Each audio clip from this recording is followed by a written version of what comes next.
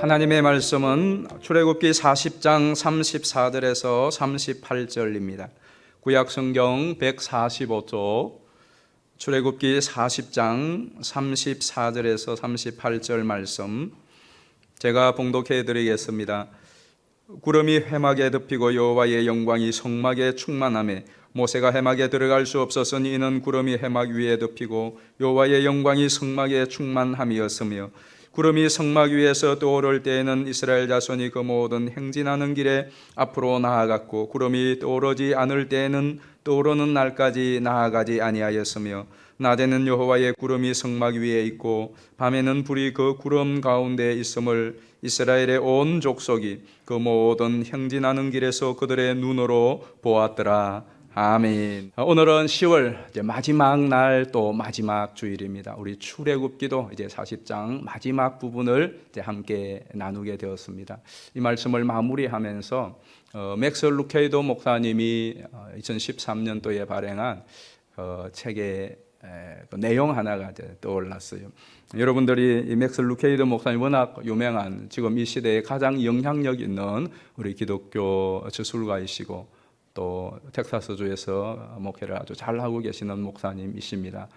그 책 가운데 목사님 사는 게 너무 힘들어요 하는 책이 있어요. 이 책은 최근에 나온 책이 아니고 2013년도에 나온 거예요. 그러니까 지금도 힘들지만 그때도 힘든 거는 뭐 별반 차이가 없었다는 거죠. 저 책은 한 400페이지가 넘는 상당히 두터운 책이지만은 내용은 170개 정도의 여러분들이 정말 궁금해하는 인생과 신앙의 질문들, 조무지 답이 나오지 않고 설명이 되지 않고 성경에도 뾰족한 답이 없는 그런 여러 가지 문제들을 질의응답하는 것을 이렇게 풀어놓은 책이에요. 아주 쉬운 책이니까 이 깊어가는 가을에 꼭 한번 읽어보시기를 바라고요. 거기에 보면 이런 내용이 있어요. 내 목사님께서 어느 아주 입장 곤란한 그런 일을 당한 분에 대한 답변으로서 여러분들이 어머니의 태에 있을 때를 한번 생각해 보십시오. 우리가 어머니의 태에 있을 때에 대한 생각을 할 수가 없잖아요. 그런데 한번 상상을 해보자 이거죠. 어머니 자궁 안에 10개월 동안 잉태되어 자라는 동안에 어떤 일이 있었는가. 그때에 우리의 뼈들이 형성이 되어지고 또 몸의 골격들이나 눈, 귀, 기관들이 형성이 되어집니다. 그러면서 매일매일 어머니의 탯줄에 연결되어서 이 세상에 출생할 준비를 하면서 10개월을 보냈죠. 그리고 여러분이 이 땅에 태어나게 된 것입니다. 그런데 그 어머니의 탯줄에 의해서 그 자궁 안에 있는 10개월 동안 우리의 눈도 형성되어지고 또 우리의 손과 발가락, 뼈들, 또 입 다 형성이 되어집니다. 그러나 눈이 형성되어지지만 이 눈으로 볼 수는 없죠. 그리고 입이 만들어졌고 코가 만들어졌지만 이 코로 호흡도 할 수가 없고 손과 발 있지만 이 손과 발로 뭐 할 수 있는 것도 없어요. 그래서 많은 기능들은 형성이 되어졌지만은 제대로 그 기능을 발휘할 수 없는 그런 어머니의 뱃속에 있었던 시간이 있습니다. 그런데 그 모든 시간들은 출생을 위한 또 여러분들이 오늘 이와 같이 살아가기 위한 준비의 과정이었던 거죠. 이와 같이 우리의 인생길에도 마찬가지예요. 어머니의 태 속에 있는 자궁 속에 있는 것 같처럼 내 눈이 있어도 볼 수도 없고 손과 발이 있어도 뭘 해야 할지 어디를 가야 될지도 모르고 이렇게 정말 살 수 있을까? 계속 살아낼 수 있을까? 출생을 할 수 있을까? 하는 그러한 막막한 어머니의 태속과 같은 그러한 우리의 현실을 맞이할 때도 있어요. 그런데 그 모든 현실조차도 미래를 향한 또 영원을 향한 준비요 과정이라는 것이 이걸 생각하면 아무리 답답하고 힘들고 어려워도 버텨낼 수가 있는 거죠. 출애굽기를 보면 그렇습니다. 이 출애굽기가 애굽이라고 하는 그 자궁 속에 이스라엘 백성들은 뭘 제대로 아무것도 할 수 없는 모든 희망과 소망은 다 꺾여지고 그냥 그 안에서 앞으로 어떻게 될지 모르는 그 삶이 애굽에서의 삶과 같았어요. 그런데 그들이 출생을 합니다. 출생을 하였지만 그들에게 맞닥뜨린 것은 광야예요. 그 광야는 또 그들이 어디를 길이 있어서 가야 될지, 거기서 어디서 식량을 구해야 할지, 그 광야에서 막막한 거죠. 이와 같은 출애굽기의 그 모습을 보면 마치 어머니의 태 속에 있는 그 생명과 같은 모습이에요. 그것이 또한 우리의 모습이기도 해요. 그런데 놀라운 것은 그 어머니의 태 속에 있는 이 아이가 자기 손과 발로 눈이 있어도 제대로 보지도 못하고 뭘 할 수 있는 게 없지만 오직 하나, 어머니와 탯줄로 연결만 되어 있으면 됩니다. 그러면 끄떡없죠. 어머니가 죽고 어머니에게 이상이 생기지 않는 한 문제가 없습니다. 그리고 시간이 되면 출생하게 되어집니다. 이것이 우리에게 주는 교훈은 무엇이에요? 우리가 출애굽기를 보면 우리 성도는 이 광야 같은 생활을 어떻게 승리해 나갈 수 있느냐? 한 가지, 하나님께 연결되어 있으면 가능합니다. 하나님께 연결만 되어 있으면 되는 거예요. 출애굽기가 보여주는 메시지는 그거예요. 그래서 출애굽기는 연결의 책이다. 그렇게 연결로서 시작됩니다. 자, 1장 1절을 한번 보십시다. 1장 1절에 보면 야곱과 함께 각각 자기 가족을 데리고 애굽에 이른 이스라엘 아들들의 이름은 이러하니. 자, 잘 보세요. 출애굽기의 제목이 그래서 이름은 이러하니라. 원래 이게 출애굽기의 제목이에요. 근데 이것을 헬라어로 번역하면서 엑소도스라고 이렇게 번역을 해서 우리도 그 영어의 번역을 따라서 출애굽기라 했는데 원래는 이름은 이러하니라. 근데 그게 한 개 생략된 단어가 뭐냐면 엔드라고 하는 단어. 이거는 우리 한글에도 생략되어 있고 영어에도 생략되어 있어요. 그런데 히브리어에는 이 엔드의 접속사가 있어요. 생략한 것은 저걸 생략해도 문장에 별 무리가 없고 또 오히려 앞에 그리고 야곱의 작 이렇게 하면 좀 어색하잖아요. 그런데 의미를 살리기 위해서는 이 그리고가 반드시 필요해요. 출애굽기는 그냥 독립된 하나의 책이 아니란 말이죠. 그리고라고 하는 앞에 뭐가 있다는 거죠. 창세기와 연결되는 책이에요. 창세기와 연결되는 책이에요. 그래서 이 그리고라고 하는 이 접속사가 굉장히 중요해요. 저것은 이제 좀 이해를 돕기 위해서 나눈 거예요. 자, 그러면 어떻게 연결되어 있는가 한번 볼까요? 출애굽기 1장 1절 다시 보겠습니다. 애굽에 이른 이스라엘 아들들의 이름은 이러하니라. 이렇게 출애굽기가 시작되었죠. 그런데 이게 창세기 46장 8절에 보면 똑같은 말씀이 있어요. 애굽으로 내려간 이스라엘 가족의 이름은 이러하니라. 우리 한글 번역은 약간 차이가 있는 것 같은데 사실은 원문과 영어 성경은 똑같아요. 저 두 구절이 똑같다 이 말이에요. 저 부분이. 그러니까 1장 1절에 보면 애굽에 이른 이스라엘 아들들의 이름은 이러하니라 했는 이것이 어디로 연결되느냐 하면 창세기 46장 8절에 애굽으로 내려간 이스라엘 가족의 이름은 이러하니라 그랬어요. 자, 창세기 46장 8절에는 이스라엘 그 애굽에 내려간 이스라엘 가족의 이름을 쭉 나와요. 12 아들과 그리고 요셉은 미리 가 있고 그 가족들이 나오죠. 그리고는 이제 실제로 애굽으로 야곱과 함께 온 식구가 내려가잖아요. 70명이 내려갑니다. 그리고 창세기 50장은 어떻게 끝나느냐? 이 애굽에 정착하고 요셉이 죽어 입간하더라. 창세기 50장 26절이 요셉이 죽어 입간하였더라. 이렇게 끝나요. 거기까지가 야곱의 가족들이 애굽으로 내려간 이야기의 끝이에요.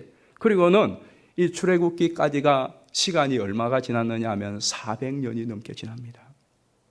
자, 400년이 넘게 지나면 그 다음에 요셉 이후에 죽고 어떻게 됐다는 거예요. 어떻게 됐다. 지금 이스라엘 사람들이 애굽에 살고는 있지만은 그 400년 전에 야곱이고 이삭이고 요셉 그리고 아브라함 또 그들이 하나님과 받았던 약속 이런 것에 대해서는 감감해지는 겁니다.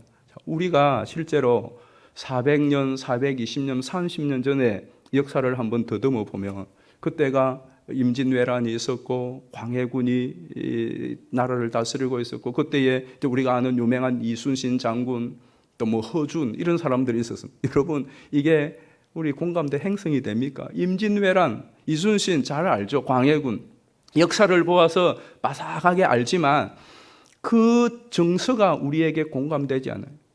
꼭 어떻게 보면은 뭐 남의 나라, 남의 이야기 같이 들려지죠. 400년까지 갈 것도 없습니다. 일제 36년 강점기도 마찬가지. 여기에 뭐 일제 시대에 계셨던 분들 계시지만 저 같은 경우 또 해방 이후에 태어난 이 젊은 세대들은 일제 36년 내용은 잘 알죠. 그런데 그게 피부에 와닿지 않아요. 공감대가 별로 형성되지 않습니다. 억지로 끄집어내야지만은 전혀 형성되지 않습니다. 더욱이 그 엄청났던 6.25 전쟁은 또 어땠습니까? 전쟁을 겪지 않고 전쟁 이후에 태어난 세대들, 젊은 세대들은 전쟁 이야기, 6.25 그 공산당 이야기 별로 그렇게 감동이 안 돼. 그리고 정서적으로 와닿지 않아요. 그렇기 때문에 우리가 불과 4, 50년, 5, 60년 전만 해도 엄청난 세대 간의 간극과 단절이 있는데 하물며 400년이라고 하면 그게 언제적 이야기입니까? 자, 그래서 출애굽기를 시작하면서 그리고라고 하는 창세기와의 그 세대 간의 단절을 메꾸는 작업을 하면서 시작을 해요. 왜 이 연결이 중요하느냐 하면 이 연결이 중요한 것은 바로 앞으로 이스라엘의 삶과 또 이스라엘의 이 존재에 있어서 그들이 정말로 붙들어야 될 중요한 것이 뭐냐? 하나님의 언약과 약속이에요. 자, 이 출애굽기는 어떻게 보면 출애굽한 이야기보다는 하나님의 약속의 이야기가 더 많아요. 이제 정리하면서 다시 한번 마무리를 해보십시다. 1장에서부터 14장까지는 출애굽 이야기예요. 그것도 6장까지는 모세가 이제 소명을 받는 일이고요. 실질적인 출애굽 이야기는 7장에서 14장까지. 그 얼마 되지 않죠, 분량이. 그리고 15장에서 18장까지는 출애굽한 이스라엘 백성들이 시내산까지 걸어가는 약 2개월여의 그 광야 길 이야기고요. 그 다음에 19장부터 40장 마지막까지는 시내산 아래에서 9개월 동안 머물면서 하나님의 언약을 받고 성막 짓는 그 이야기라고요. 그럼 대부분의 이야기는 하나님의 언약과 약속에 관한 이야기란 말이죠. 그리고 실제로 이것은 굉장히 중요합니다. 하나님께서 지금 이스라엘에게 출애굽하자마자 언약을 이 긴 기간 동안에 주시는 것은 이 언약은 지금 그 광야에서 그들이 지켜야 될 언약은 아니에요. 그들이 이제 가나안에 들어가면 그 가나안에서 지켜야 될 절기와 그 가나안 민족들을 어떻게 해야 되고 어떻게 살아야 될 것인가에 대한 약속이란 말이죠. 자, 그러면 지금 이 시내 광야에서 하나님이 가나안에 가서 지켜야 될 약속을 주셨다면 이건 어떤 의미가 있는 것입니까? 그 의미는 이렇습니다. 여러분은 이제 이 약속을 받았기 때문에 이 약속을 지키기 위해서는, 이 약속이 실제가 되기 위해서는 반드시 가나안에 가야 됩니다. 만약에 이 사람들이 가나안에 가지 못하면 이 약속은 다 꽝이 됩니다. 무효가 됩니다. 자, 하나님이 그런 일을 하실 수 있겠습니까?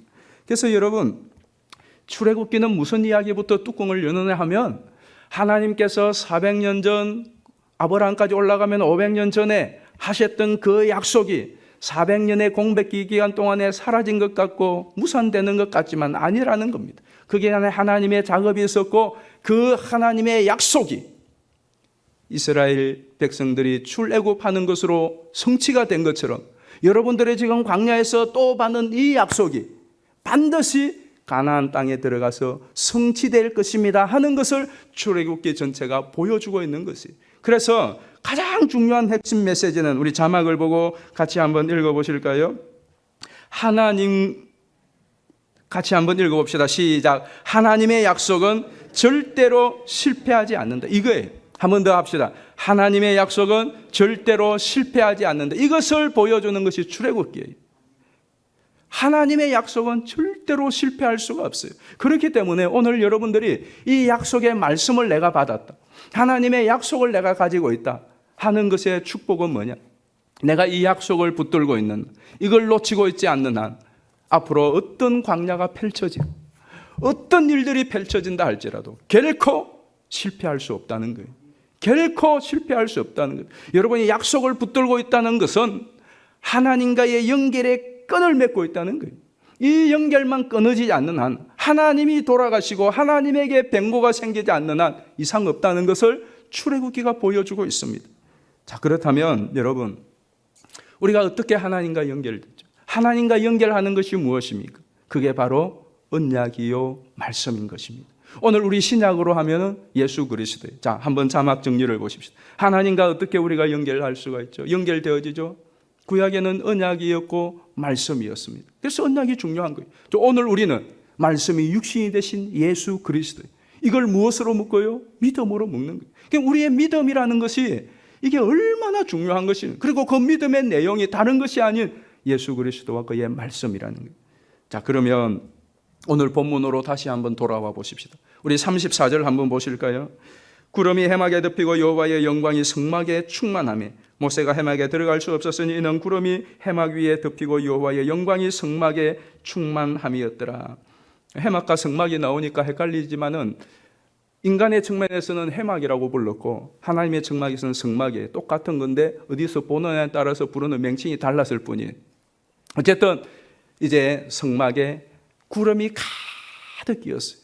그것은 곧 자연적인 구름이 아니라 하나님이 임재하였다. 하나님의 임재라는 것은 하나님이 연결되었다라는 겁니다. 성막에 하나님이 임재하였고 이제는 이 성막이 하나님과 합체가 되었다는 것이고, 그것은 곧 이스라엘이 하나님과 합체가 되고 이스라엘이 하나님과 연결되었다는 것입니다. 그런데 중요한 것은 잠시의 연결, 잠시 구름이 자꾸 끼우고 안개가 끼었다가 사라지는 것이 아니라 그것이 이제 어떻게 되느냐. 우리 36절 38절 한번 보십시다.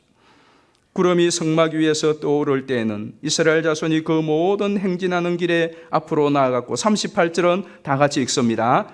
낮에는 여호와의 구름이 성막 위에 있고 밤에는 불이 그 구름 가운데 있음을 이스라엘 온 족속이 그 모든 행진하는 길에서 그들의 눈으로 보았더라. 야, 할렐루야죠.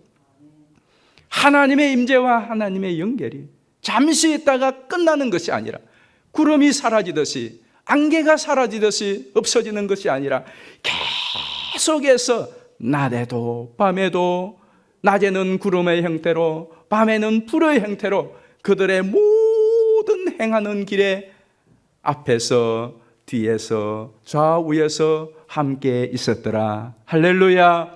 저는 여러분에게도 이런 하나님의 임재가 있기를 주의 이름으로 축원합니다. 여러분, 우리의 앞길이 어떠하든지 간에 내 앞길에 하나님이 앞서 걸어가신다면 무슨 일을 만난들, 어떤 상황을 겪는들, 그것이 무슨 큰 염려요 두려움이겠습니까? 여러분이 거하시고 머무는 그 자리에 하나님이 함께 거하신다면 그것이 어떠하든지 거기에 무슨 그렇게 큰 두려움과 염려와 불안이 있겠습니까? 중요한 것은 하나님과 연결되는 것입니다. 그리고 더 중요한 것은 이 하나님을 경험하며 누리는 거예요. 자, 그러면 우리 신약시대에는 어떻게 이 하나님과의 실질적인 연결이 이루어지고 어떻게 하나님과의 풍성한 경험을 누릴까요? 요한복음 1장 1절은 이렇게 말합니다. 태초에 말씀이 계시니라. 이 말씀이 하나님과 함께 계셨으니 이 말씀은 곧 하나님이시니라. 그리고 14절은 다 같이 읽습니다. 말씀이 육신이 되어 우리 가운데 거하심에 우리가 그의 영광을 보니 아버지의 독생자의 영광이요 은혜와 진리가 충만하더라. 자, 이 장면을 보시면 마치 오늘 본문 구약의 성막에 구름이 가득하여 하나님의 영광이 충만한 모습이 바로 저기에도 보이지 않습니까? 자, 그렇다면 어떤 사람 누구에게 예수 그리스도의 이 은혜와 진리가 충만한 하나님의 영광이 가득히 임재하게 될까요? 요한복음 1장 12절이에요. 우리가 잘 아는 말씀인데 큰 소리로 한번 읽어봅시다. 시작. 영접하는 자 곧 그 이름을 믿는 자들에게는 하나님의 자녀가 되는 권세를 주셨으니, 그 결과로 바로 14절로 이어지죠. 다 같이 읽습니다. 말씀이 육신이 되어 우리 가운데 거하심에 우리가 그의 영광을 보니 아버지의 독생자의 영광이요 은혜와 진리가 충만하더라. 은혜와 진리, 이 하나님의 영광이 누구에게 충만해요? 누구에게 충만합니까? 자, 이제 여기에서 여러분들이 헷갈리시죠? 예수님에게 충만해요? 여러분에게 충만해요? 예. 잘 모르실 때는 두 가지를 다 하면은 맞습니다. 예수님과 우리에게 충만. 예수 그리스도에게 하나님의 영광이 은혜와 진리가 충만했어요. 근데 그 예수님이 어디에 계세요? 그렇죠. 여러분 가운데 내 가운데 있으니까 누구에게 하나님의 영광과 은혜와 진리가 충만해요? 내게. 여러분, 예수 그리스도를 믿음으로 영접하는 것이 예사로운 일이 아닙니다.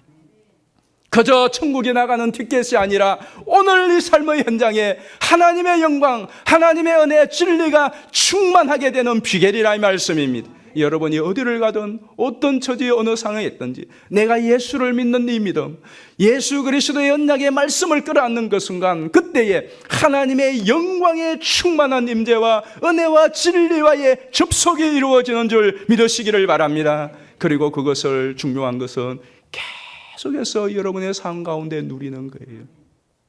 하나님을 경험하는 삶보다 더 복된 그러한 삶이 어디에 있겠습니까?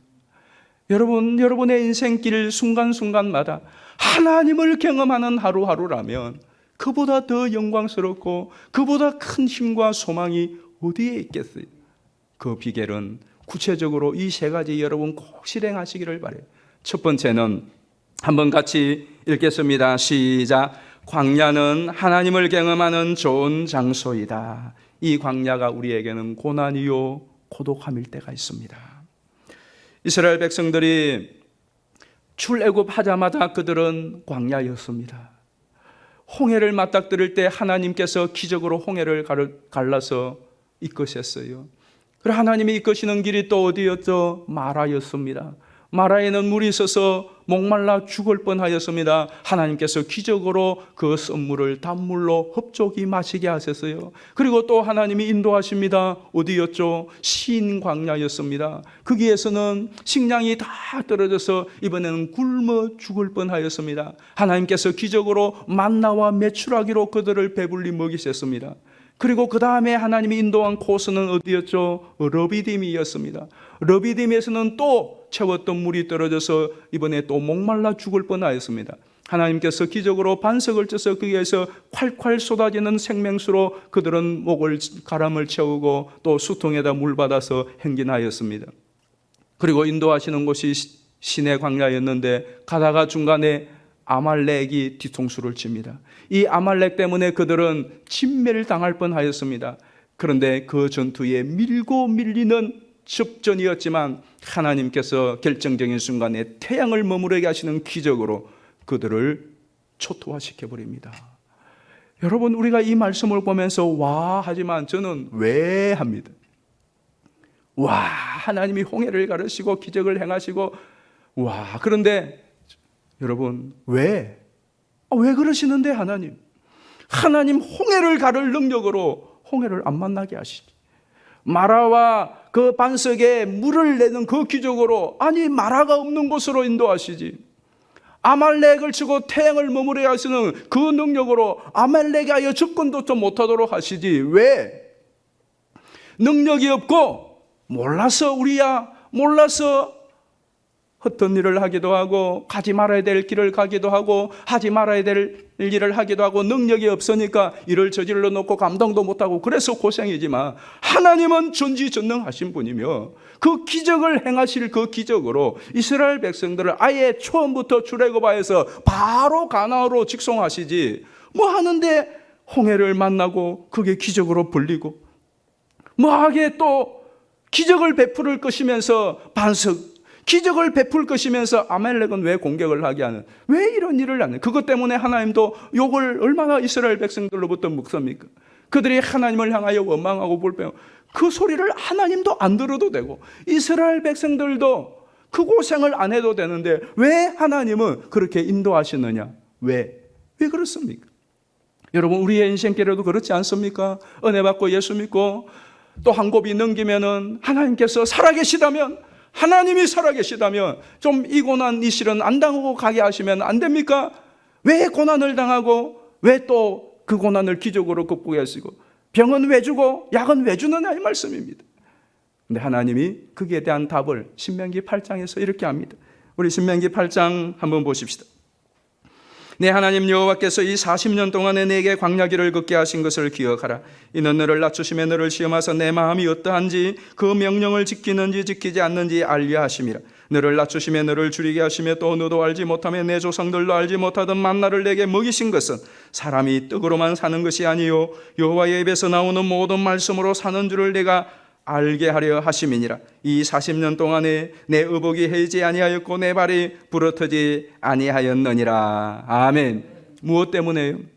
정리하면 이스라엘로 하여금 뼛속까지 하나님의 하나님 되심을 알게 하기 위해, 그걸 가르쳐서 지식으로 정보로 알 수 있는 것이 아니라 내 몸으로 부딪히고 체험해야 알아질 수밖에 없는 것이기 때문에 그래. 우리도 마찬가지입니다. 우리도 마찬가지. 이 방법 외에는, 네가 체험을 하고 경험하는 방법 외에는 하나님을 알아먹는 다른 방법이 없는 인간 때문에 하나님께서는 그렇게 하신 것이라고 말씀을 하고 있습니다.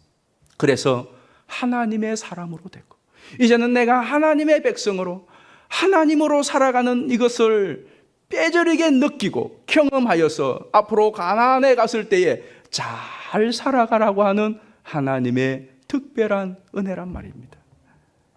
여러분, 정말로 하나님의 높고 위대하신가 풍성하신가 온갖 하나님의 그 은혜들을 경험하기를 원한다면 여러분에게 주어지는 광야와 고난이 있을 때 피하지 마십시오. 내게 또 큰 광야가 왔고 고난이 왔다면 아하, 하나님을 경험할 수 있는 좋은 기회가 주어졌구나 생각하면 틀림이 없습니다.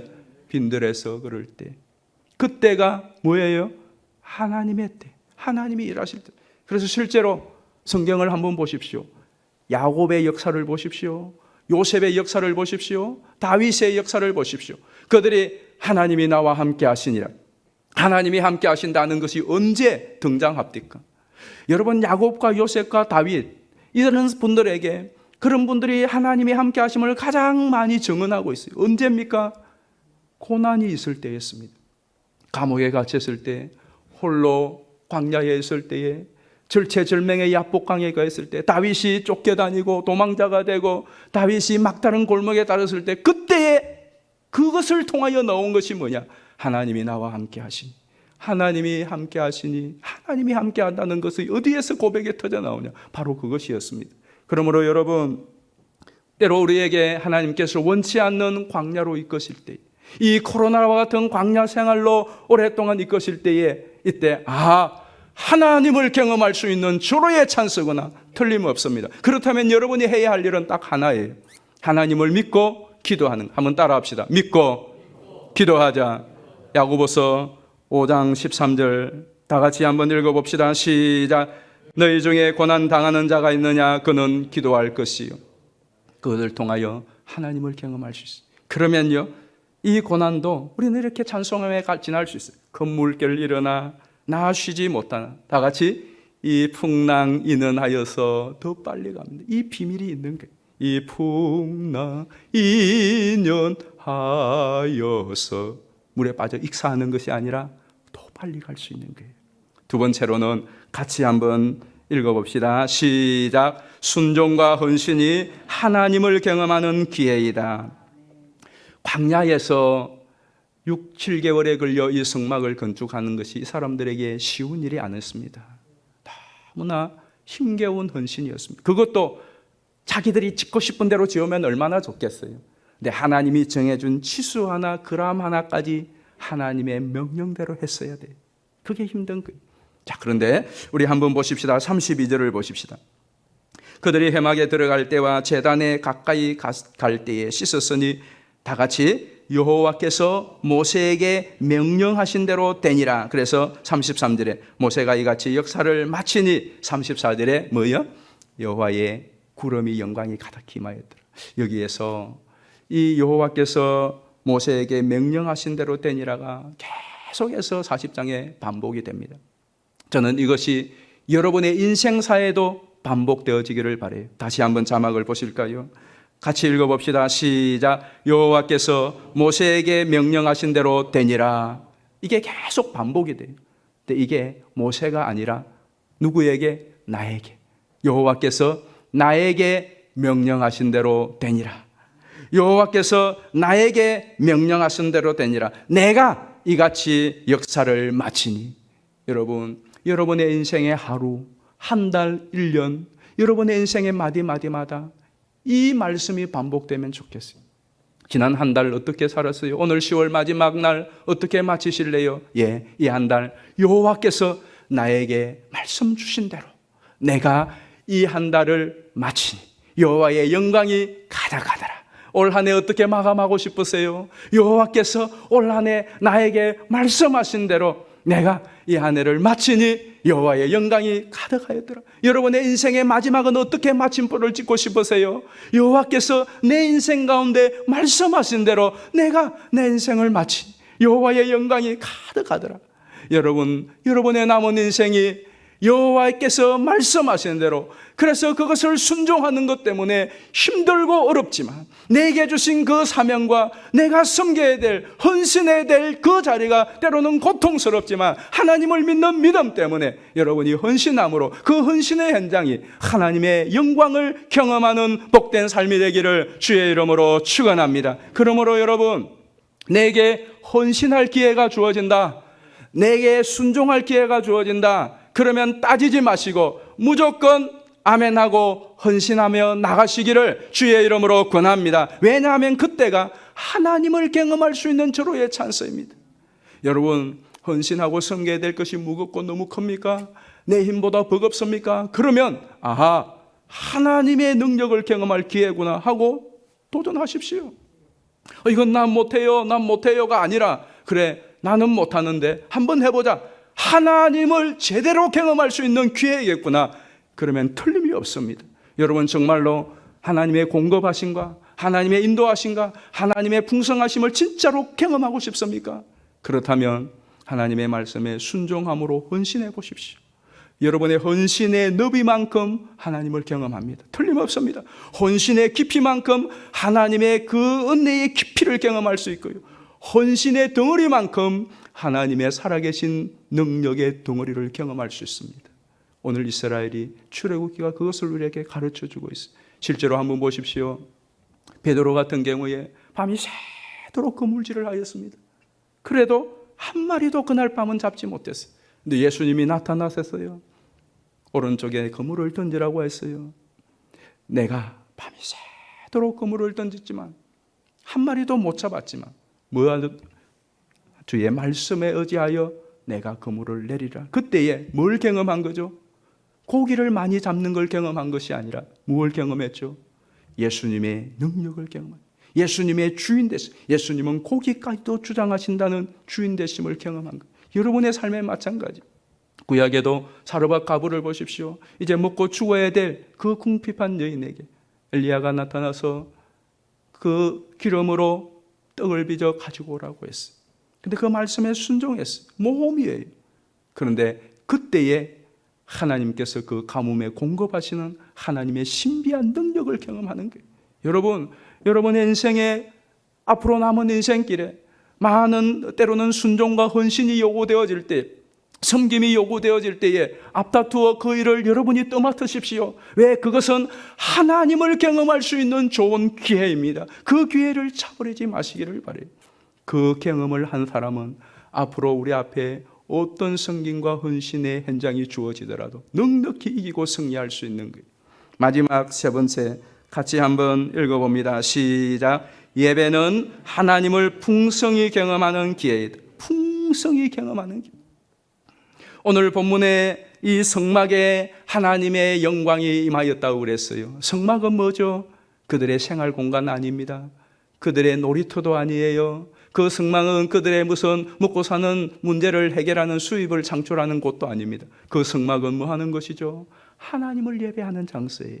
하나님을 만나는 장소. 오직 그 용도로만 쓰여 있는 것이 성막이에요. 그런데 그 성막에 구름이 가득하였어.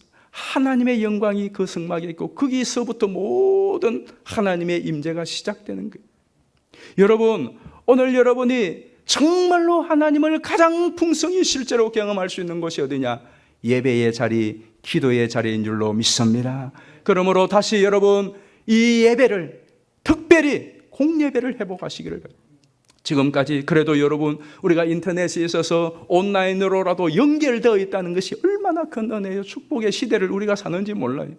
이 연결마저도 단절되면 얼마나 더 힘들었겠어요.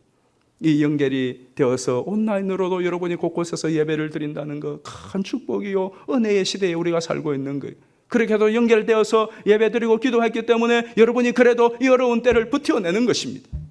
그런데 그걸로 만족해서 안 돼. 그건 비상적인 상황이라고 했죠. 여러분의 개인적으로 집에서 예배드리는 것도 중요합니다. 하나님께서 그게 임재하십니다. 그래서 여러분의 개인 예배, 여러분의 가정 예배가 회복되기를 주의 이름으로 축원합니다. 가정 예배를 회복하십시오. 그리고 교회의 공예배를 회복하셔야 돼요. 에베소서에는 교회의 비밀이 있다고 그랬어요. 이 교회의 비밀이 크도다고 했어요. 교회로서의 비밀이 있어요. 이건 세상에 있는 교회에 속하지 않은 사람은 알지 못해. 우리 부부의 비밀은, 부부의 그 재미는 부부만이 알아요. 누구도 몰라요. 자식들도 몰라요. 마치 교회도 마찬가지였어요. 교회의 비밀은 교회로 모일 때만이 경험할 수 있어요.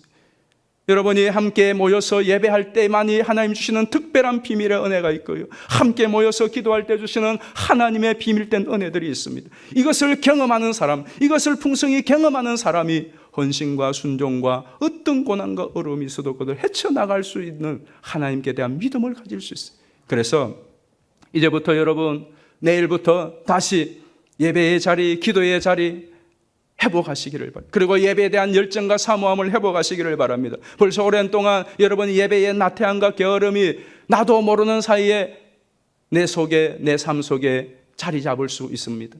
이제 옷 챙겨 입고 다시 이전처럼 예배당에 나오려고 하면 벌써 부담이 되는, 전에는 하나도 부담이 되지 않는데 부담으로 느껴지는 분들도 있어서 채널을 먼저 손이 갈 수도 있습니다.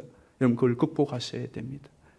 왜냐하면 내가 그것을 극복하고 예배의 자리에 나와 함께 예배할 그때에 경험하게 되는 하나님의 새로운 은혜가 있기 때문에 그렇습니다. 그리고 그 은혜가 내가 이 세상을 살아갈 힘이요, 사명을 감당할 힘이요, 여러분의 앞으로 어떤 광야길이 놓인다 하더라도 그것을 뚫고 나갈 수 있는 능력이 되기 때문에 그래요. 아침에 눈을 뜨면 태양이 쫙 비치면 희망의 환호성을 지르는 사람이 있습니다. 그러나 다 그런 것은 아니에요. 아마 여러분들 가운데서도 오늘 아침에 태양이 떠오르는 것을 보면서 한숨을 푹 쉬면서 절망의 탄식을 쏟아내는 분이 계세요.